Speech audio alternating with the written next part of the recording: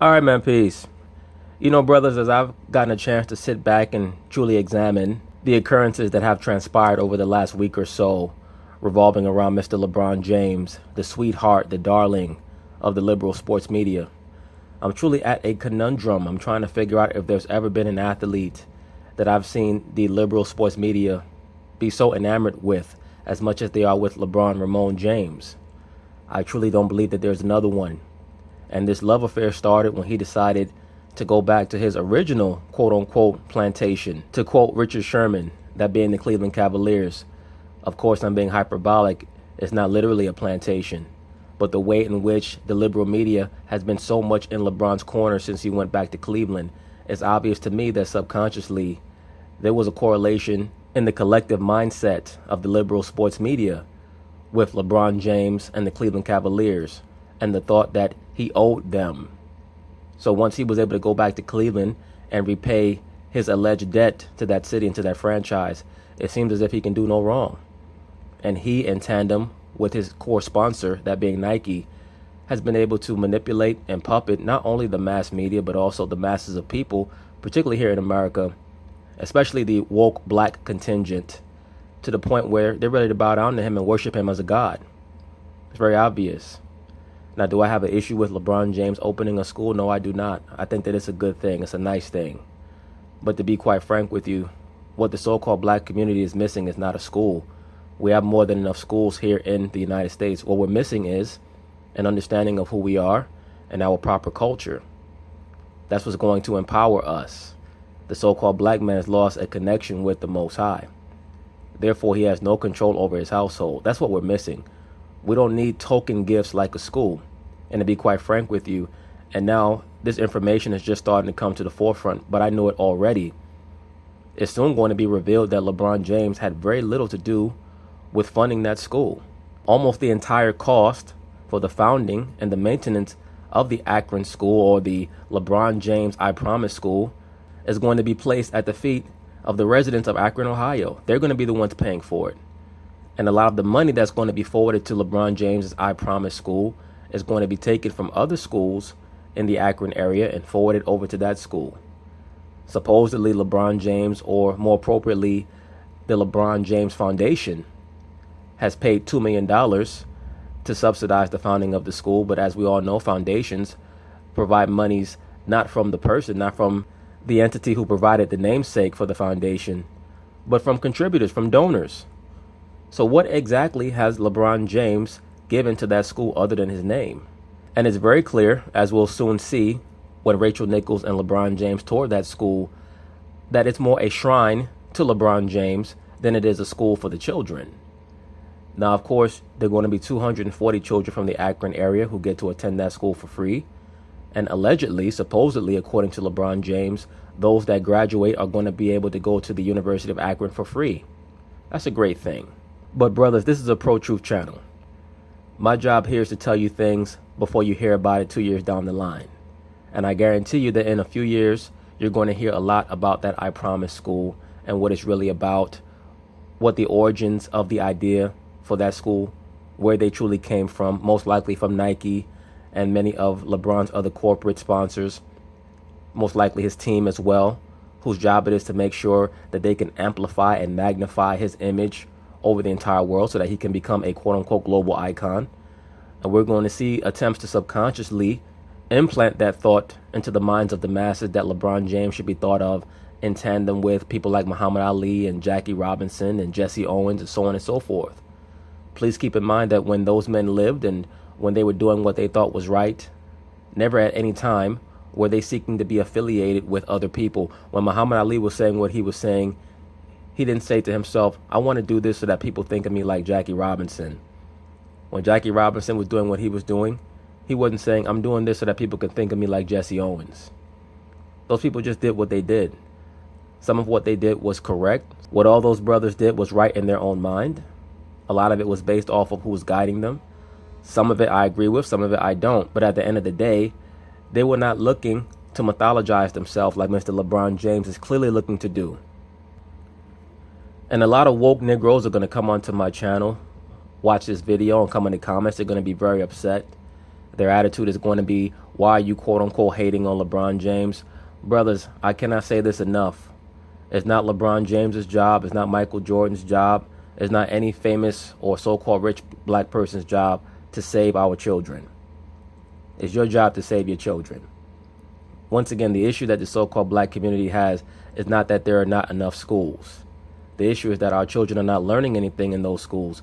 And once again, we're going to inspect many of the aspects of the LeBron James I Promise School as we take the tour of that school along with Rachel Nichols, and we'll see what they have to say. So anyway, they're going to talk about it, and I'm going to chime in.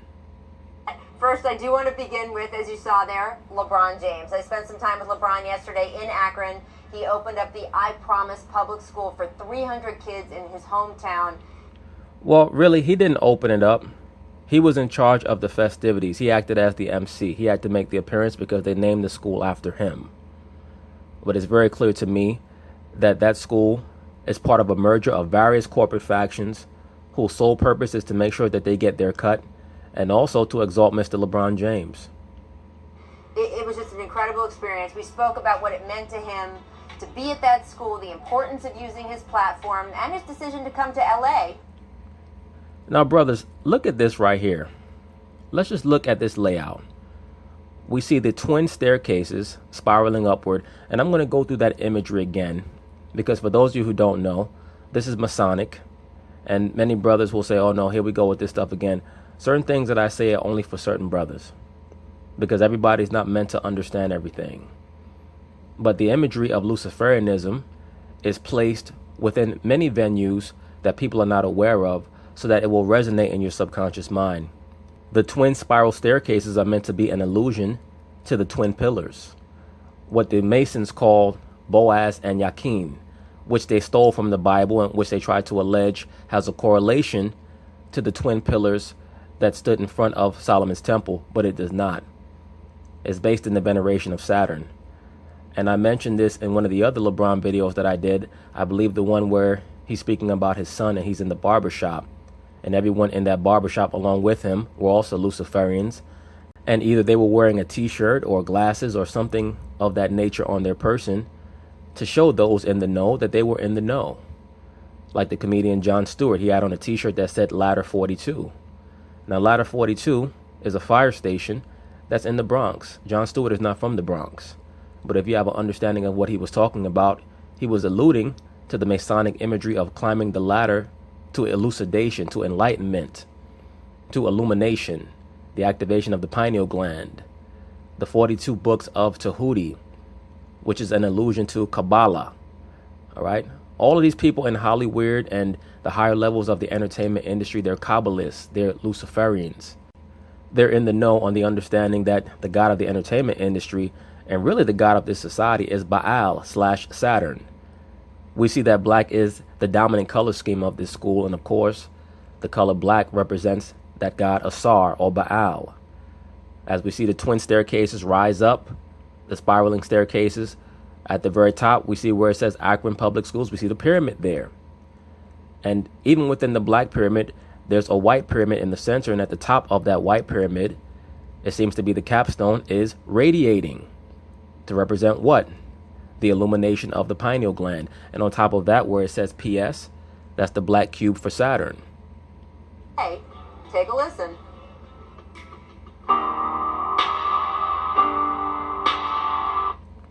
Now let's look at this. Now this is the height of hubris. Once again, is this supposed to be a school or a shrine for LeBron James? We see an image of LeBron after he won the 2016 World Championship with the Cleveland Cavaliers. Right next to him is Martin Luther King. And then right to the left of Martin Luther King is Jesse Owens. And then there's also an image of Muhammad Ali. So this is how I know that this has to be a Nike Incorporated production, because they've constantly been trying to correlate LeBron James with Jackie Robinson, who's also on this mural, with Muhammad Ali, and with many other so-called black athletes who supposedly transcended their sport and also were men of the people, men of their people. This is why, once again, when Donald Trump states what he states about LeBron James and he said, I like Mike, Michael Jordan quickly had one of his associates state that I side with LJ. Why is that? Because they're both assets of Nike Incorporated.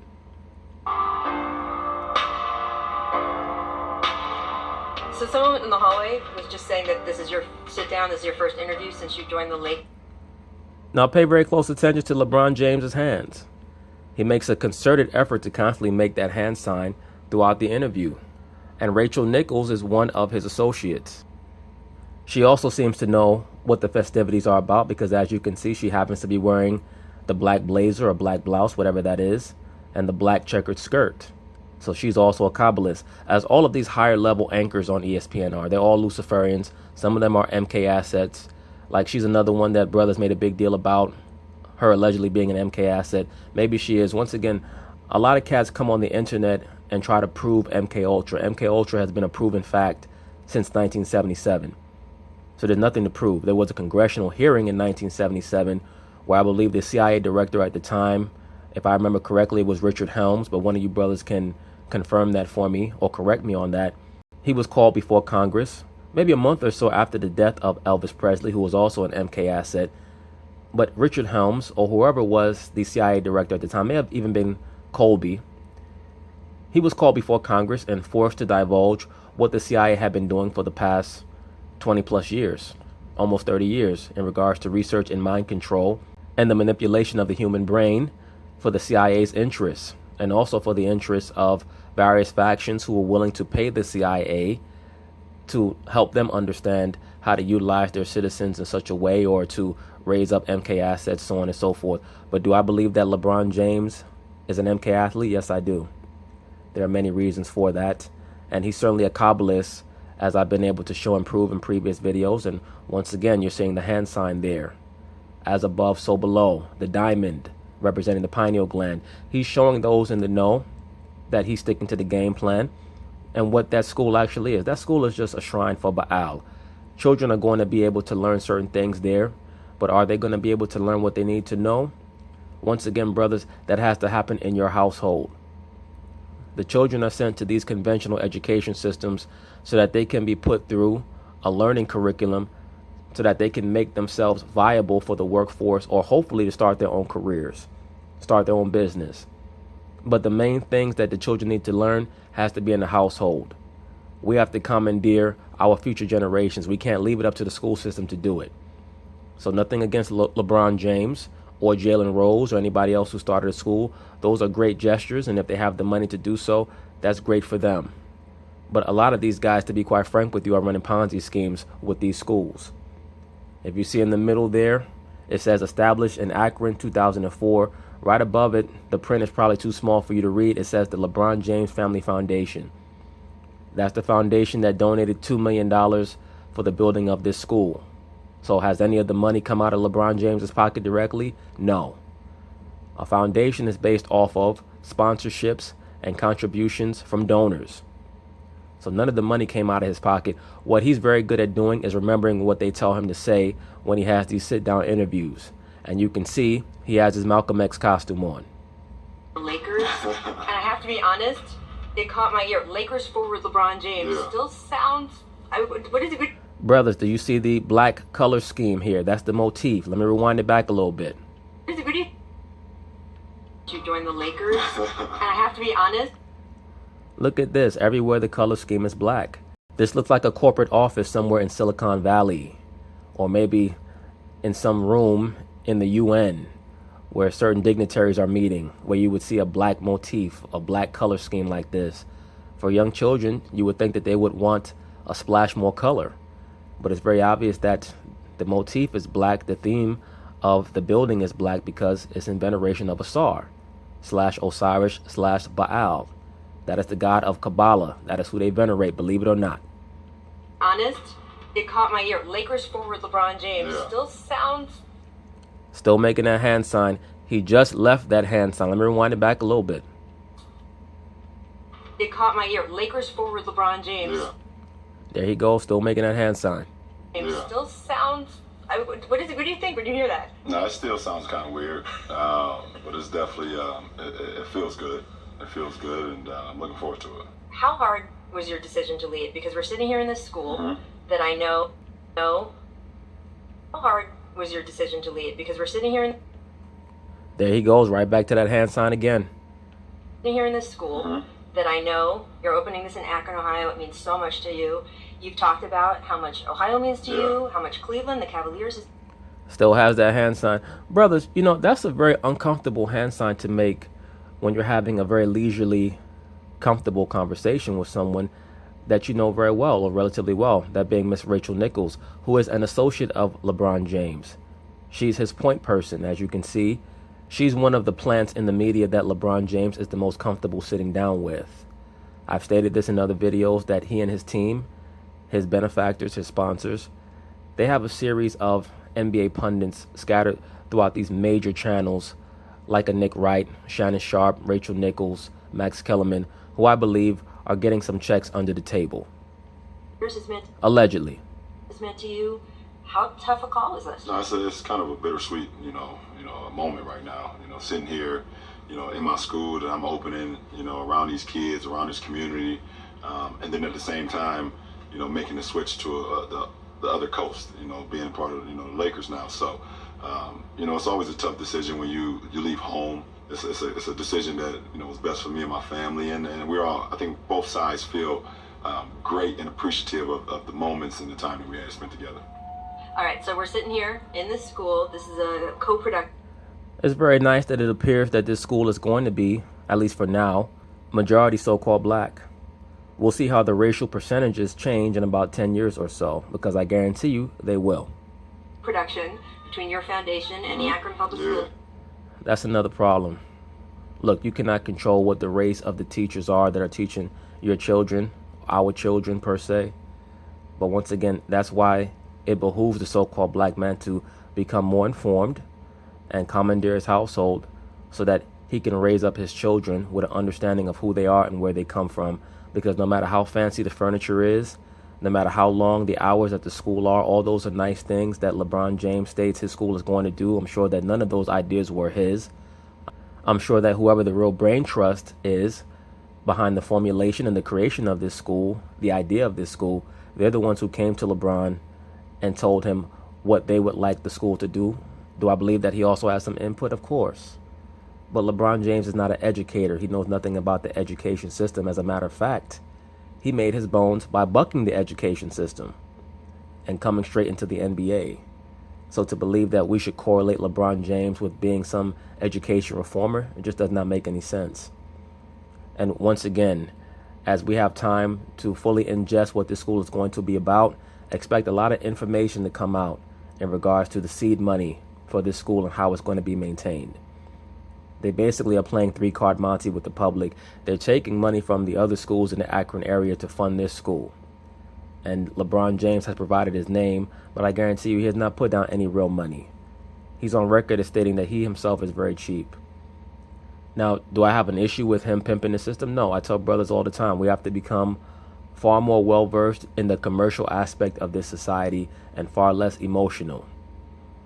But what I'm not a fan of is what I assert to be a very, very strong disingenuous factor within LeBron James, where he's trying to align himself with figures in the past who did things that he certainly does not have the capability of doing.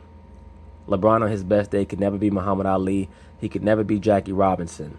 He couldn't be those guys and deal with what they had to deal with in regards to the societal rejection. LeBron is someone who needs to be liked. And even though he grew up in a tough atmosphere, at least that's the alleged story of how he grew up, right now he's someone who has the media completely on his side. So this notion that he's a modern-day Muhammad Ali, that's a complete fallacy. So he needs to be more honest about that and stop trying to align himself with those people. It's the equivalent of somebody having a street named after themselves. When we know that in almost every so-called black community there's a Martin Luther King Boulevard or Malcolm X Boulevard. Those streets, those boulevards were named in honor of those people for what they are alleged to have done. LeBron James wants to commemorate himself while he's still alive, while he's still young. He reminds me a lot of Loki from the first Avengers movie, where Tony Stark stated that Loki has this huge ego. He wants to be feted. He wants to have people yell his name all the time. School district, public school for at-risk kids. Yes. You're a guy who has won 3 NBA titles, 4 MVPs, and yet you will tell anyone who listens that opening this school today is one of the greatest moments, greater than any of those, And I got tape of you in Game 7 of the NBA Finals, so do you mean it? I do mean it. I can sit here and be a loss of words, which I am now. Just, it's my first time here, walking these hallways and seeing, when I was driving there, just the streets that I walked, the stores, and some of the stores are still up when I was growing up. It's a moment that I'll never forget, and hopefully, the kids, starting with the 240 kids that we have going in here right now, starting today, we'll never forget it either. So much of the features of these schools were built around your experience and what you would have wanted or you would have needed when you were that age. So tell me what it was like to be one of those kids. You didn't know what was possible for you, because you kind of always paid attention to the statistics, and and growing up in the inner city, the numbers are always stacked up against you. Absolutely. Oftentimes the numbers and the percentages are stacked up against so-called young black men, because we don't do a good enough job as grown black men of making sure that we pick the right woman to inseminate, have a child with, make sure that we're clear-minded as much as possible, so that we can be around our children, both our sons and our daughters, and counteract whatever propaganda they may hear from the television, from the school system, and have the knowledge to inform them on where they truly come from and where they can go. So of course they're not going to speak on that aspect of the so-called black experience. But let's be for real, and I made 2 very controversial videos on this topic, but one of the main reasons why LeBron James suffered so much as a child was because of the ineptitude of his mother. But nobody wants to say that, because they think that just because she might have toted him around a little bit, that she's off limits in regards to criticism and scrutiny. And no, she was extremely inept. And on the 4th grade, I missed 80 days of school. People hear that number, but I'm not sure they can really feel what that was like. First of all, I should say that 80 plus days of school, a school year only has about 180 days normally. Right. So that's for one thing. Right. So I hope you brothers heard that. LeBron James stated that he missed 80 plus days of school. In the video that I did, LeBron James succeeded despite his mother. I stated that in that video. And that was in response to a segment that Michael Smith and Jamel Hill did at the time, where basically they were trying to act as if they did not know the reason why LeBron James had missed 80 days of school and why he was depressed and going through mental issues. It was because of the constant and consistent bad decisions of his mother. And so many people try to jump into the comment section and state, who are you to say that about his mother? She was going through a hard time. Let me say this, a lot of the hard times that we go through as people are of our own doing. I know so many brothers who were locked up and finally decided they were going to change their own lives, and they did so. And now they're functional individuals because they stopped leaning on things. They stopped leaning on crutches. Is this society racist? Absolutely. But while we're here, we have to deal with it, and we have to stop looking to others to save us. We have to save ourselves. Number one thing that we have to start doing is conducting ourselves properly in regards to how we treat ourselves and how we treat one another. And that's not that difficult. It's not that difficult. But it all starts with the so-called black man. Right. But that was a year that you and your mom didn't have a permanent home. Right. You were kind of moving from place to place, people helping you out with a place to sleep, with food. You know, we hear that a lot. Oh, it's so difficult to feed my kids. Well, then you know what? If you're not in a good situation, if you're not in a good place in life, you shouldn't have children. Because all you're going to do is bring more mouths into the world that cannot be fed properly. And if they can't be fed properly, that means they can't think properly. And if they can't think properly, they're going to make bad decisions so that they can feed themselves. Next thing you know, they're selling drugs or they're robbing people. And then they're feeding the prison industrial complex. So we have to understand that we have to be in a particular place in our lives before we consider having children. That's how that's supposed to go. So when people start to say, well, LeBron James's mother was in a bad situation, she was always in a bad situation because she's a bad decision maker. She always has been.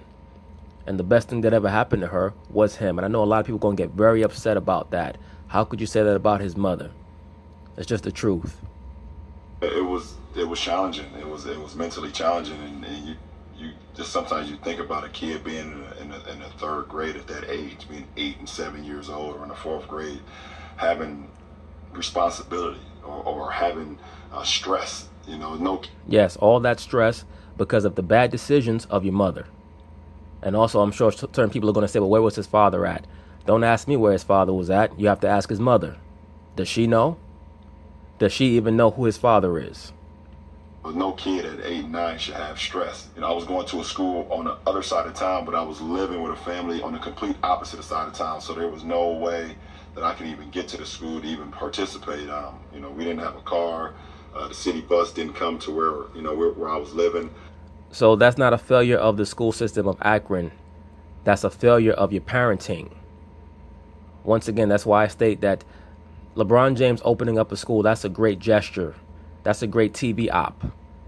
That's great publicity for him through the liberal sports media that loves him so much. But that's not the solution to our problems. The solution to our problems is for the so-called black man, for all of us to start making better decisions. But anytime I would show up to school, it's weird. The teachers would always tell my mom that when he shows up, he's one of the best students that we have. We just hope that he can show up more. Right. Yes, that's an issue with your mother. And we just couldn't do it at that point in time. And so I know. And kudos to LeBron James for constantly protecting his mother, because he knows what the truth is. I know exactly what a lot of these kids are going through. So earlier this year, you were instructed to shut up. Brothers, let me say this very quickly, because Rachel Nichols is on her way to transitioning over into the conversation topic regarding the political aspect of LeBron James's life, which he's going to start heading even more into, especially as his chances of winning championships start to dwindle. When we talk about at-risk children, that's a problem that we can solve right away. Once again, stop inseminating low-level women. If you're a brother that does not have your life together yet all the way, take some time and be by yourself until you can get your life together. And stop running around trying to establish serious relationships with low-level women. If we're kings, then we need queens. Right? We can't be kings and inseminate whores. Whores have their place. Don't get it twisted. Just like a fast food hamburger has its place. It can hit the spot when you need it. But you're only supposed to inseminate queens, not whores. And when we do that, we'll get rid of the at-risk children right away. Because the risk that a child has to go through is going to plunge precipitously once they have parents that are concerned with its welfare, with that little girl or that little boy's welfare. It's not going to plunge just because of a school. All a school can do is take care of your child for 8 or 9 hours. They can't raise your child. Shut up and dribble, which is amazing, because if you had listened to that, we would not be sitting in this school. No, that has nothing to do with what Laura Ingraham stated. What Laura Ingraham stated is that if you're going to speak on politics, know what you're talking about. LeBron James does not know what he's talking about when it comes to politics. Now, when it comes to basketball, he knows what he's talking about. Maybe he knows what he's talking about too well. Because if he would have humbled himself a little bit more in basketball, maybe he'd have more championships. I'm sure that if Donald Trump were to start speaking about the intricacies of basketball, LeBron James would tell him to shut up because he does not know what he's talking about. As a matter of fact, professional basketball players are very fond of telling people that they don't know what they're talking about when it comes to basketball. LeBron James and Kevin Durant, they do it all the time. So I don't know why it's so offensive when political pundits tell NBA players who don't know shit about the government, who don't know shit about politics, to be quiet. Now, maybe Laura Ingraham did it in a way that one could consider rude, per se. But it's always going to sound rude when somebody tells you that you don't know what you're talking about. And LeBron James does not. If you want to see someone who was able to engage in debates on his stances and on his beliefs, go back and watch some of Muhammad Ali's old debates. And he wasn't a political person either. But he was not fearful of having debates because he actually believed what he was talking about. And he was not just a corporate asset like LeBron James is. I want to see if LeBron James is going to have the guts to actually sit down with many of the people on the other side, quote unquote, the other side of the political spectrum, since he's so super woke on the leftist side, if he's going to sit down with people on the quote unquote conservative side and actually try to debate them. I promise you he won't. All this is just a publicity stunt. 300 kids are getting the benefit of. Absolutely. But I want to backtrack off that because those comments came because you were critical of the president. Right. And I wanted to know why, while you do things like this, it's also important to you to use your voice to stand up for kids like that, even as high as criticizing the president of the United States. Well, for me, I have a voice, I have a platform, and I have... Yes, you do. And what that means, LeBron James, is that if you're going to speak with the powerful platform that you have, you should speak according to knowledge and not according to emotions. And that's a big problem that so-called black men have. That's why I state incessantly on my channel, this is not a fanboy channel. What I mean by a fanboy is somebody who speaks according to their emotions. You're not benefiting me when you speak to me according to your feelings and your emotions. If you want to speak to somebody according to your emotions, go text your girlfriend. When we speak as men, we have to have some type of facts or logical thinking or something of that nature. Like I get some of these black Luciferians that come on my channel talking about, I love your videos, I watch all your videos, but you lose me when you talk on the Bible. No, bro, the Bible lost you. I didn't lose you, the Bible lost you. Because you're too busy worshiping yourself to understand that you have a place in this society, in this quote-unquote reality, and you were placed here.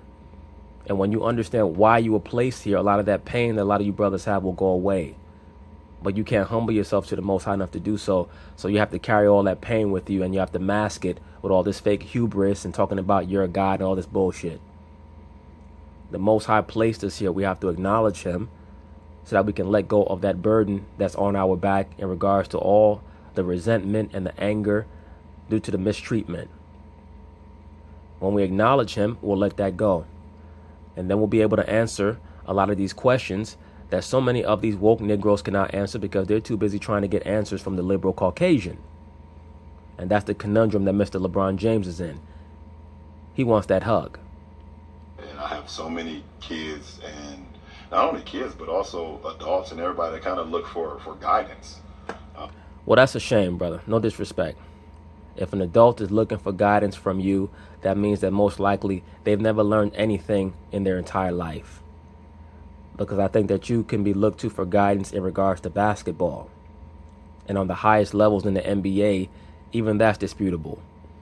But if we're talking about an understanding of this society, of this life, if somebody's looking to you to explain those things, it's probably because they've never learned anything and they look at you as an idol, which is becoming more and more popular for the liberal sports media to try to project this image of LeBron James as an idol. And look for someone to kind of lead them in a time where they feel like their voice isn't powerful. Let me say this very quickly. This narrative about the voice of so-called black people not being powerful, there's never been a time in the history of this country where the so-called black man and black woman's voice was as powerful as it is right now. Never ever in the history of this country has there been a time when the so-called black man and black woman's voice is as powerful as it is right now. Every person in this society is a member of the media. Every person in this society is an orator. Why is that? Because we have social media. Everybody can get their messages out, their perceptions out, their views out, their perspectives out. So anybody who's saying that they don't have a voice, you know why they're saying that? It's because they're confused and they don't know what to say. And when you see something that's unjust, or you see something that's wrong, or you see something that's trying to divide us as a race or as a country. When LeBron James says when you see something that's trying to divide us as a race, he's talking about the human race. He's not talking about so-called black people. That's why I tell you, brothers, and a lot of you guys are going to fall down that woke rabbit hole with LeBron James. And you're going to think that he's being a nationalist or that he's being for his race. In reality, he's a globalist. Once again, he is a corporate pawn for Nike. Nike has a campaign that they're running called Equality. All their Nike assets have to push equality. So LeBron James is just talking. When Michael Jordan decides that he's not going to speak on a certain issue, is because he's a coon and a sellout. When LeBron James is asked about Tamir Rice and he says, I have to look into that situation before I speak on it, for some reason he's able to escape the scrutiny. And let me say this, I have no problem with him saying that. But according to the woke blacks, that would make him a coon, quote unquote. He said, I cannot speak on Tamir Rice because I have to know more of the facts. And he's right to say that.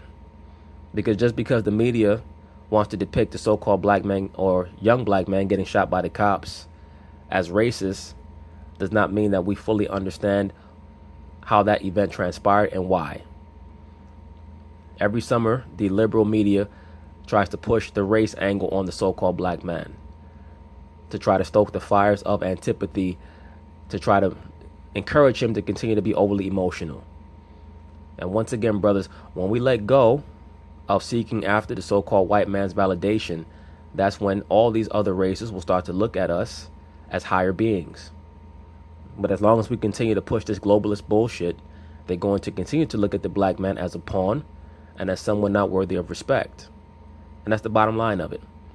And a lot of you brothers out there who operate on a higher level mentally, you know that when you have conversations with people of other races, they'll say things like, oh, you're different. You're not like the others. Because I just don't think that the average so-called black person understands how low our people are viewed across the world in regards to how we operate mentally. Now, you can go other places as a so-called black man and they'll admire you because of your energy.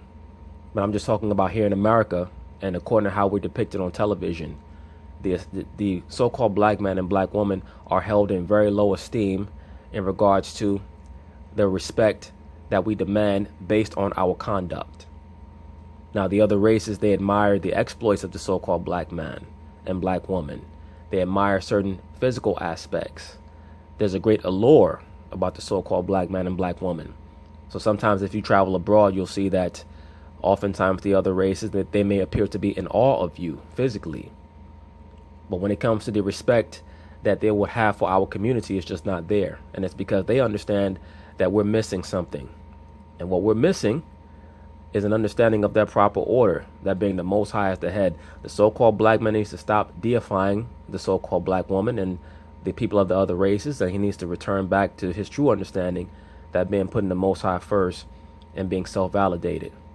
And you'll see that not only the other races, but the so-called black woman will start to respect you, because she'll see that you're no longer putting up with her silly shit. That I feel like my voice can be heard and can speak volumes. And it's no problem. Your voice can be heard and speak volumes, brother, but educate yourself so that you know what you're talking about. Or maybe you don't feel like you have to educate yourself, because you could pretty much just say anything, and the constituency that you're trying to appeal to are the woke Negroes. Especially coming from a point of sports. You know, I live in sports, and for someone or a body of parties to try to divide us by using our platform of sport. Once again, sir, you can only divide something that's unified. When you go to the pizza shop and you order a pizza, when they take it out of the oven, the first thing the pizza man is going to do is he's going to slice it into 8 slices, because it's one whole pie. If the pizza came out of the pizza oven and it was already sliced up, he would have no need to divide it. Donald Trump cannot divide something that's already divided. But once again, liberal blacks continue to try to blame Donald Trump for all the racial problems in America that have existed from before Donald Trump was president. Please keep in mind that Colin Kaepernick started kneeling before Donald Trump was president. Keep in mind that Alton Sterling and Philando Castile were killed during the presidency of Barack Obama, not Donald Trump. Sport has given me everything that I can ever ask for. I couldn't let that happen. Can we expect you to be active? Yes, because sports is your religion, bro. Let's be for real. Sports is your religion. You're a proverbial god in the sports world, and you love it. Be active going up to the next election like you were in the last one? I'm here. I'm here. I already got my suit, right? My glasses, right? So. Only thing you're missing is your bow tie and your bean pie. Right, so. Can I ask you about your other job, the whole basketball player thing? Yeah, Should we get to of that a course, little bit? of course. Because, you've made a huge change. Mhm. And you have talked about how the weight and idea of helping this historic Lakers franchise, Yeah. bringing that franchise back to championship level Mhm. is this exciting goal for you. Yeah. I want to know why you picked that over going to a team that was closer to winning a championship Mhm. now. No, absolutely. The reason why he went to LA is to make sure that he could cement a rapport, he could cement his relationships with the Kabbalistic aspect of Hollywood, because in order for him to rise to a higher level, that's what he had to do. In order for him to make the connections that he needs to make in Hollywood, he has to be there in Los Angeles, which is pretty much the epicenter of Luciferianism in America. That's why he had to be there. People say, well, he was making business deals while he was in Cleveland. Yeah, but it was not anywhere near on the level that he is right now in LA. Ever since he's signed with the Lakers, every other day you hear about all these movie deals that he's cementing and these television show deals that he's cementing. Because that's where the Kabbalah is headquartered. That's where the Luciferian aspect of the entertainment industry is headquartered. in Hollywood, in Los Angeles. He has to be there. Absolutely, and I definitely thought long and hard about the possibilities of line up alongside Ben and Embiid, or line up aside, Harden and Chris. I felt like at this point in my career, I like the challenge of being able to help a team get to some places that they haven't been in quite a while. And let me say this very quickly. There's no question that Rachel Nichols is asking LeBron James that have not already been vetted by him and his team. That's how these interviews go. So there's never a point where Rachel Nichols asks him a question that he's not aware she's going to ask him. That's why I state that she's a member of his team. People just don't know that. That's why almost every time that he has a sit-down interview, it's going to be with Rachel Nichols. And obviously the Lakers haven't made the playoffs in a few years, but the Lakers organization and the historical franchise matches up there with all the greats. For me to be a part of that, it's just, I think it's a great moment for not only me, but for my family and for the history of basketball in general.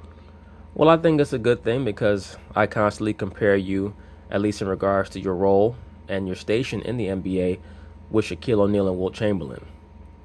And Wilt Chamberlain and Shaquille O'Neal, a major part of their careers were when they came to play with the LA Lakers. So I think that it's justified that you go to the LA Lakers and pretty much end your career there. And that's going to allow you to initiate a jumping off point after your NBA career into your Hollywood career. And allegedly, I'll probably be covering this in another video, he's negotiating a film with Leonardo DiCaprio and Al Pacino to play a role in one of those movies where he and another person switch bodies. That's a constant theme in Hollywood, and I'll be expounding on that in that video. When you look at that roster, though, you're not just the only elite player on it. You're the only all-star on there. You could have told the Lakers, hey, I do want to come, but please do what it takes to get Kawhi Leonard here, too. So this year can already start to be building toward that. Why didn't you want to do that? Because this year is going to be spent making sure that he cements all his Hollywood ties. He doesn't have time to have to build up a Kawhi Leonard and many of these other major players in the NBA that he would have wanted to come play with him and give him a real chance of winning a title. But it will put all this pressure on him in his first season. Because everybody knows by now that the only system that he can play in is the LeBron James system. So if he has all this help, what's going to happen if he does not win a championship is going to diverge his mind too much. He wants to concentrate on making sure that he can cement his Hollywood ties. Now, next season, that's when they're going to go all out to try to get him a championship. Over the course of these 4 seasons with the Lakers, I've already stated Adam Silver is going to try to make sure that at least 1 year that he and the refs, in concert with LeBron and his team, do their due diligence in making sure that they put LeBron in the best position to win a championship. Does that mean they will? Not necessarily. I think that LeBron may get one more chip. But there's going to be one season where Adam Silver and LeBron and his team, that being not just the Lakers, but also his team behind the scenes, try to make sure that he's in the best position as possible to win a championship. And then the chips are just going to have to fall where they may. That's what happened in 2016. Everything had to fall right. And also Adam Silver and the refs had to help him out for him to beat Golden State in 2016. Because I love the young guys that they have. I'm not trying to force my hand in no way, shape, or form. I believe Rob and Magic and Jeannie has done an unbelievable job of kind of reshaping what the organization should be in the last few years. I feel like they know what's best for the team, and I wanted to be a piece to kind of continue that, continue that motion on being back, to a championship franchise where they should be. Now, the Lakers have signed other free agents since you. It has raised some eyebrows. You have a guy who's a Shaqtin' a Fool MVP. You have a guy who wears the wristwatches on his ankles. You have someone who likes to blow in other players' ears, namely yours. Why should people not be skeptical of this roster? This season's LA Lakers are going to be like the basketball version of the Expendables. I think Skip Bayless said that a couple of weeks ago. I'm trying to remember where I heard that line from. But the LA Lakers are definitely going to be must-watch TV. Because we just got guys who love to play basketball. At the end of the day, guys that love to play ball and that's what they do every single day. I love that. And bringing Lance and JaVale and Bees and Rondo, guys that just every day they wake up, they think about the game of basketball.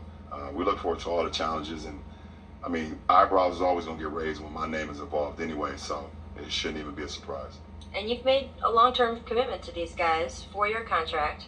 How confident are you that sometime in these 4 years you will be in the finals again? You could win another championship. That's the goal. That's not my question. Listen. He already answered Rachel Nichols. He said that's the goal. That means it might happen, it might not. But his main priority right now is making sure that he cements all his relationships in Hollywood. His attitude is, I have 3 championships already. If I never win another one, I can always make the excuse that I didn't have enough help. Once again, that's the reason why in his mind it's not a big deal if they were not able to get Kawhi or Paul George or whoever. I plan and I train and I set my mind every single day to play for championships. And they believe the same thing, and that's what their goal is too. So when you're around people who have the same goal in mind, then you can live with the results. All right, so that's your professional legacy. Your personal legacy is, of course, another story. That's family. That's things like this school. Well, when we get the statistics and we get the names. Once again, as I covered early on in the video, you see how they frame the camera to show the twin pillars. And I'll be going into this in more depth in other videos.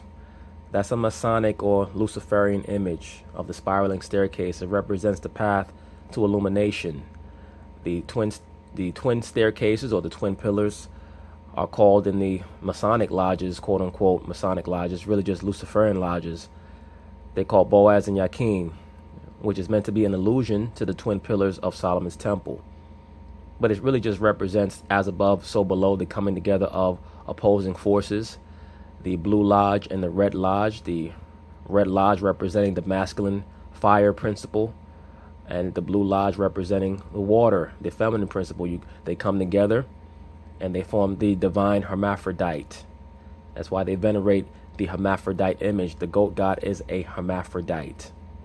And you'll see the spiraling staircase all the time, especially in the manipulation of MK assets and in certain pivotal movie scenes. The spiraling staircase or the twin pillars also represent sacrifice. As I stated early on in the video, when you see the PS at the top, that cube, that's the cube of Saturn. Saturn was the god of sacrifice. Remember, the god Saturn or Kronos ate his children.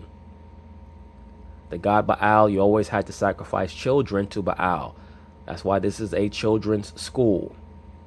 They're going to raise many of these children up to embody Luciferian ideologies, so on and so forth. I would like to know what the curriculum is for this school.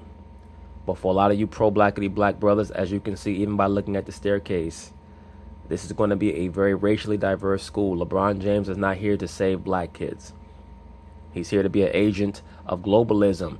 And as we can see, he's also an agent of Nike. You see his sneakers are dotted along both walls.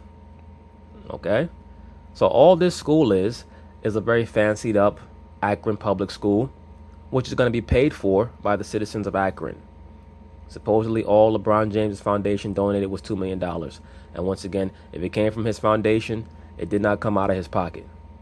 And years from now, we see a lot of these kids go off and go off to college and start their own companies or give back to the community and things of that nature. It will make us all proud, because that's what we're here for. We're a huge support group for these kids, and we just want everything for them, everything and more. So it's gonna mean a lot to me. Well, people keep track of your championships, so you might as well keep track of that number too. Absolutely. Yeah, LeBron also keeps track of your draws. I wonder if he's hitting that, because you're always on that man. I mean, damn.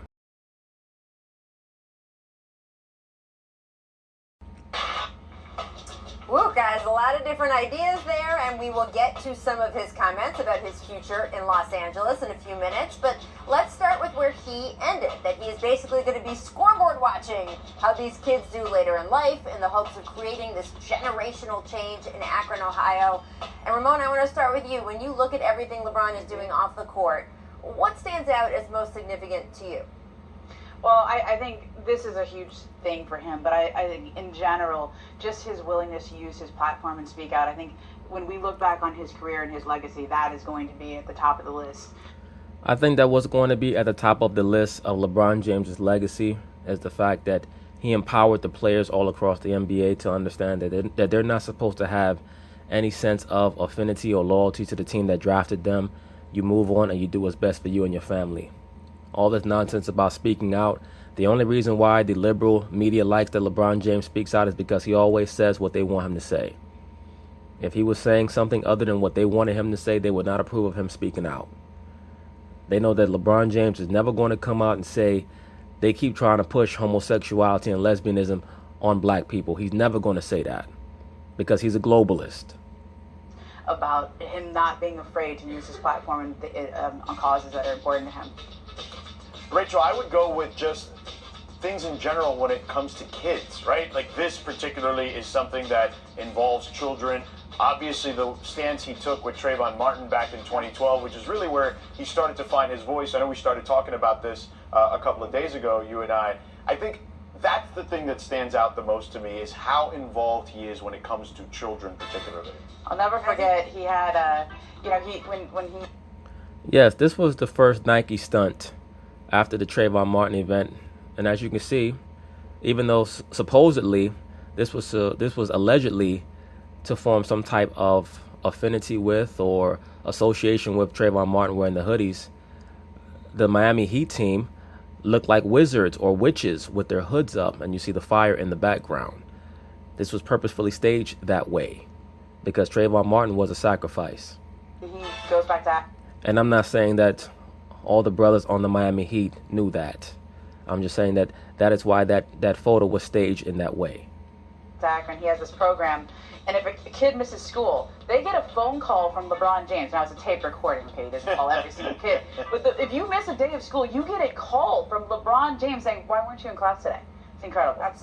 Absolutely, and those calls mean a ton to those kids, and they also get a call if they do well on a test. And again, as you say, Ramona, it's a robocall, but still it's on the kids, family voicemail, and they save it and they show all their friends, and it is incentivizing. I think you're both hitting on something really interesting here, which is this idea that it's all the same thing, right? If you are interested and invested in your community, if you care about the issues facing groups that you think are underserved or that don't get a fair shake, that comes out in ways like charity and philanthropy, this physical school where he is giving these kids millions of dollars worth of advantages that they normally wouldn't have. But it also comes out in when you stand up and speak for some of those kids if they feel they're being targeted by police, or if, say, a community is hit by a hurricane. The same way we see, say, J.J. Watt spearhead hurricane relief, and we praise him for doing that in his community and raising millions of dollars.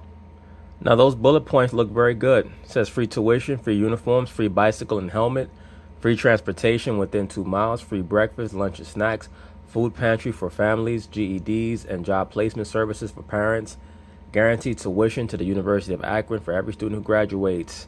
I think that the last 2 bullet points are the best ones, and hopefully we're not going to hear down the line that this school is not what has been advertised about it. I hope. Because in the first 5 bullet points, it says free, free, free, free. There's no such thing as free anything. So they're taking money from somewhere else that they choose not to bring forth to the public, and it's going to be sent over to that school to subsidize it. Because there's nothing free. Everything costs. All right, bicycles and helmets cost, uniforms cost, transportation, food costs. So they're taking money from somewhere. It's just not going to be from LeBron James' pocket. Once again, my channel is for 3-dimensional thinkers. It's not for emotional brothers. So cats who want to get upset and say, oh, you're trying to hate on the brother. I have no issue with LeBron James. LeBron James is a pawn. He's a pawn of Luciferianism. And do I believe that he actually wants to help many of these children? Yeah, I do. I believe that he wants to help them, but I also know for a fact that he has certain allegiances, allegedly, to venerating Baal/Saturn. And he has to do certain things, especially what Nike tells him to do. That's why I believe that Nike is the main corporation that has a hand in working with LeBron James' team and making sure that his name is linked to the formulation of this school, because it's going to magnify his mass appeal, particularly to his main core constituency, that being woke Negroes here in America. It's very, very important because it's popular to be woke now. Back in Ali's day 50 years ago, when he made certain statements, he was castigated. He was a pariah. But LeBron James, they put him on their shoulders and they carry him and they call him a triumphant king. We see Carmelo Anthony just last week making a point that he didn't feel that the politicians took good enough care of the people of Puerto Rico in their moment of needing the hurricane. Well, then Carmelo Anthony should have sent the people of Puerto Rico some of that food in his refrigerator, because we know damn well he eat too damn much. I think athletes feel, hey, either you want me to care or you don't. Either I invest or I don't. And that comes in all different ways. Well, here's the issue, because I'm sure that certain people are going to make that same statement. Oh, well, you know, the brother's helping, and every time one of us help, somebody has something bad to say. It's not about having anything bad to say. LeBron James is not the first athlete to open up a school. As a matter of fact, another ESPN employee, Jalen Rose, has a school as well. But they're not trying to act like he's Mahatma Gandhi or he's some great benefactor who's trying to save the world or save every so-called black child or bring everyone together. As a matter of fact, they barely mention it on ESPN. You have a brother like Warrick Dunn, who assisted Deshaun Watson's family when Deshaun Watson was a child in getting a home. And we never hear about him. That's how you know that what he's doing is on the up and up, because we never hear about it. LeBron James is somebody who he always has to make sure that everybody knows what he's doing. He has to let everybody know. If he walks down the street and he gives a nickel to a homeless man, he has to tweet about it. And that is what sets off my antenna. And, you know, Ramona, you and I have talked about this before. Sometimes people want them to, okay, maybe not just shut up and dribble, but shut up, dribble, and donate, and don't have an opinion about the other stuff. But I think we see with LeBron, it goes hand in hand. Yeah, I mean, I think he puts himself out there, and he connects in a way where you can't question his authenticity. Right, but he puts himself out there in a way that he knows he has a safety net. LeBron James knows nobody's ever going to come against him for speaking about Trump. There's so many people who hate Trump on an emotional level in America that he knows that he's never going to be a pariah. And beyond that, because of the corporate and financial paradigm that was created by Michael Jordan, he has so much money in the bank that he has nothing to fear. He doesn't have to worry about losing everything like a Muhammad Ali did. You can't question whether he really cares. This isn't just a press conference. This isn't just a photo op. Well, I can question whether or not he truly cares from the standpoint of, was this his brainchild? Is he the sole benefactor in regards to how this school is being subsidized, created, maintained, etc.? We know that those are not true. As I stated, and as is already being revealed, the city of Akron, taxpayers are paying for that school, not LeBron James. They have his name on it as if he built it from the ground floor up, and he did not. The $2 million that did come from him, quote unquote, only came from his name because it's the LeBron James Family Foundation. We all know what a foundation is. A foundation is basically just a Ponzi scheme. That's all it is. You donate money to me because you trust me because I'm famous. And I take a portion of that money and I spend it on what I say I'm spending it on. And other monies that are donated to me, I spend how I like. And if the government catches me, they catch me. But for the most part, I have good enough lawyers that they're not going to catch me. I mean, that's basically all foundations are. He really is putting himself out there. And I mean, I saw him with you, Rachel, and he looked a little nervous. Like, he looked a little like this was giving him goosebumps, right? More so than maybe even playing in a finals game. I think this was really touching, and it's not just about him having a political stance, this is him putting himself out there because it is truly meaningful to him. To your point, Ramona, yeah, he's present, right? We see him at these things, and it's not just the charitable things. It's just sometimes in everyday life. I remember when he played in Miami, he used to go biking. Yeah, this was another big Masonic stunt. You can see by how they're all standing in the same way with the left hand over the right hand. All four of these dudes are brothers in Masonry. He would bike ride to the arena sometimes, and people would go with him. They'd be like, oh my God, there's LeBron. And he would take part in these things called critical mass, where anyone could go bike ride around the city, and it would be LeBron out there in the middle of all of it with all these people. There ended up being a commercial about it later on. But yeah, that's just who he is. He's present in all these situations. Yeah, and again, we have seen so many athletes follow in his footsteps. We've talked about it just in this segment, the idea that when he did maybe take his first more political steps with Trayvon Martin, that opened the floodgates for so many other guys to feel like, okay, we can do that too. And of course, we saw that with athletes in the 60s and 70s. We saw it go away maybe a little bit with more athletes in the late 80s and 90s, and the fact that he has been the leader. That was another veiled shot at Michael Jordan. Let me say this very quickly. In the 80s and 90s is when the corporate paradigm was set up. So when the financial paradigm was set up. If that never happened, you could not have a LeBron James today. And that's how two-dimensional thinkers think. They say, well, back in the 80s and 90s, Michael Jordan didn't stand up, or this person didn't stand up, or that person didn't stand up. Michael Jordan is like the equivalent of that so-called black person or that black couple who came from down south, came from Mississippi and moved up to Chicago or Detroit. And they did not get a high school education, but they worked hard so that their child could go to high school or could get schooling. They left a certain environment for a better life. That's what Michael Jordan and Magic Johnson and those players did, in making sure that they took the NBA from the darkness, from the coke addiction darkness of the 70s and early 80s, into the endorsements of the mid to late 80s, into the 90s, where Jordan took it to the next level, took it to a global level, even making over $30 million his last 2 years with the Bulls in the mid 90s, a salary that had not been topped until a couple of years ago in the NBA. That's what he did. He created that pattern for LeBron James so that these guys can go on Twitter and talk about Donald Trump all day and know they can get fired tomorrow and they'll be comfortable for life because they have insured contracts, they have guaranteed contracts. So, a lot of times people, they just want to look at the last link in the chain and they want to try to talk shit about one of the middle links. So you can't do that because every link in the chain is what makes it strong. You're at the forefront of being more politically active, being more philanthropic, and even yesterday we saw player after player after player on social media pick up the photos from his school, say, wow, man, that's how you get it done. And you have to believe some of those guys went home to their business managers, to their agents, to their wives, to their people in their lives and said, I want to do something like that. And if that change can domino too, that's going to be an incredible legacy. Yeah, you want to do something like that? Well, you better have Nike behind you in a big way. Because Nike is, to me, the only way that this school got done. Because I'm sure that they're the ones who told the University of Akron, if you promise us, or if we make this business deal with you, that all of the graduates of the I Promise School can attend your facility or attend your institution for free, we'll guarantee you that you'll get a certain kickback from Nike. And we'll also have your athletes wear free sneakers, so on and so forth. Believe me, that tuition is being paid at the University of Akron somehow.